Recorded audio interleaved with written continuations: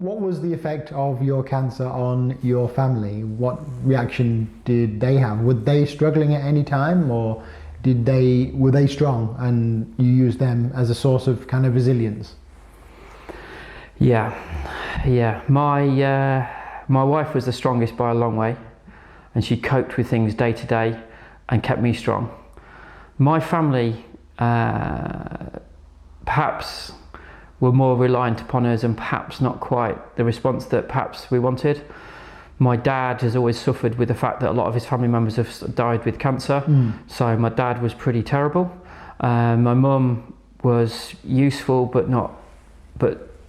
worrying and saying, let's pay for this, let's pay for that. Whereas the stalwart, the person that I turned to every time was my wife.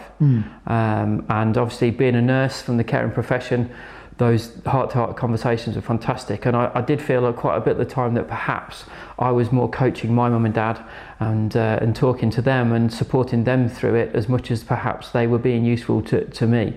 But the difficult one was telling my daughter. So 12-year-old daughter, 10-year-old daughter at the time, obviously people at that age start to relate cancer and dying, as I did. So we didn't tell her until I'd had the operation, because until you've had the operation you don't necessarily know what sort of cancer it was. So you need to have the operation, work out what sort of cancer it was, then you can work out your treatment plan. So once I'd had the operation, we sat her down and told her that it was cancer and that it's been done and dusted now. And so we took a structured approach to telling her that it was, because we didn't want it to hear from anybody else. Because my grandma goes on about it, how are you now, you look really well, in front of her.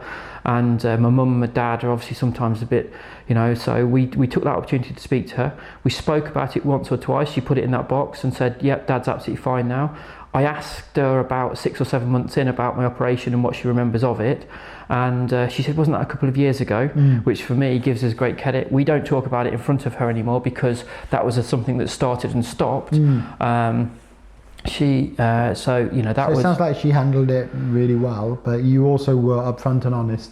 But you know what, kids often pick up on how they see you in terms of your global health, in terms of your behavior, in terms of your conversation. They pick up on those kind of global markers. You might say, I have X, but if they see you doing really well, that won't worry them.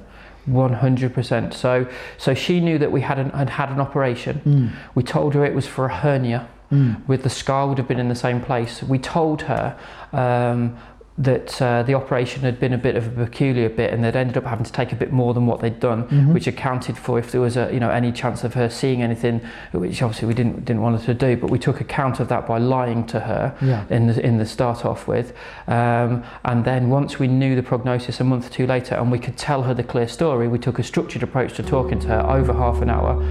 So she knew the facts about what was happening. She knows that I go to hospital for checkups to make sure it hasn't come back, and she knows that we'd tell her if there was anything different.